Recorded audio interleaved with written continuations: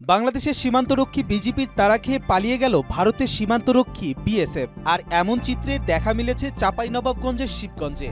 বাংলাদেশের জমি অবৈধভাবে দখলদারিত্বের মুহূর্তে তাদেরকে মোক্ষম জবাব দেয় বিজিবি। বাংলাদেশের সাথে সুসম্পর্ক স্থাপনের লক্ষ্যে যখন অবিভক্ত ভারত শিরোনামের গোপন কৌশলে হাঁটছে ভারত, তখন সেই দেশের সীমান্তরক্ষীদের এমন আচরণ নতুন প্রশ্নের জন্ম দিয়েছে। চাঁপাইনবাবগঞ্জের শিবগঞ্জের চৌকা সীমান্তে কাঁটাতারের বেড়া নির্মাণ করাকে কেন্দ্র করে বিজিবি ও ভারতের সীমান্তরক্ষী বাহিনী বিএসএফ এর মধ্যে গত দুদিন ধরে চলছে উত্তেজনা।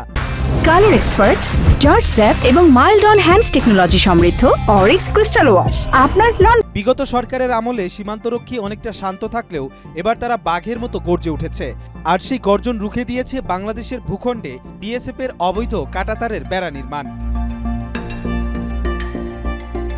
নিয়ম অনুযায়ী সীমান্ত লাইন থেকে 150 গজের মধ্যে কিছু করা হলে সেটা অপর পাশের সীমান্তরক্ষী বাহিনীকে সঠিক নিয়ম মেনে অভিহিত করতে হয়। কিন্তু এক্ষেত্রে ভারতীয় সীমান্তরক্ষী যেন বাংলাদেশকে কোনো পাত্তাই দিলেন না। এখন থেকে 5-6 মাস আগে বিগত সরকারের আমলে বাংলাদেশকে বৃদ্ধাঙ্গুলি দেখিয়ে বাংলাদেশের 50 গজ ভেতরে ঢুকে তারা একটি কাঁচা রাস্তা নির্মাণ করেন। এবার সেই রাস্তায় কাঁটাতারের বেড়া দেয়ার পায়তারা করছিল ভারত। ভারতের এই দুঃসাহসকে ধূলিসাৎ করে দেয় বিজিবি।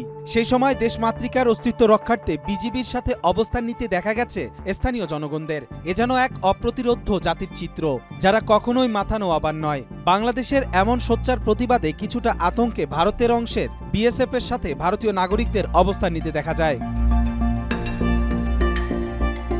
এরই মধ্যে ওই সীমান্তে বিরোধ নিরসনে 2 দফা পতাকা বৈঠক হলেও কোনো সমাধানে পৌঁছাতে পারেনি দুই দেশের সীমান্তরক্ষী বাহিনী।